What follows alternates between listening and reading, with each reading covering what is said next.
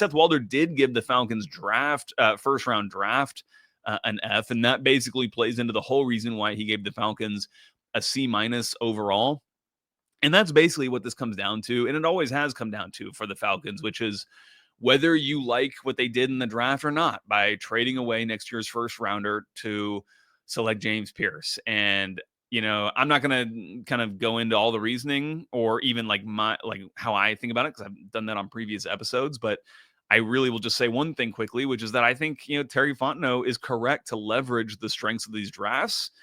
They did it when they drafted Michael Penix, and they kind of saw around corners and learned lessons from previous seasons where you can't always rely on there being an amazing quarterback that you fall in love with, that you're able to take every single season. And I think that, again, for the pass rushers, for the edge rushers, that's kind of the most, that's the equivalent of the quarterback position on defense. It's a little bit different in terms of the fact that you can play multiple at one time, et cetera, et cetera. It's not quite as hard to find like the guy in that sense, but still, I think if there's an opportunity for you to go out and get a really good one that you really fell in love with, and it certainly seems like James Pearce Jr. was the guy that the Falcons, quote, fell in love with, at least relative to the rest of the league in comparison to Jalen Walker. I think that it makes sense to make the moves to go out and get that guy. And I've been reading a little bit about just like some defensive coaching manuals and stuff. And one of the things that all these defensive coaches talk about is get off. That being like a principal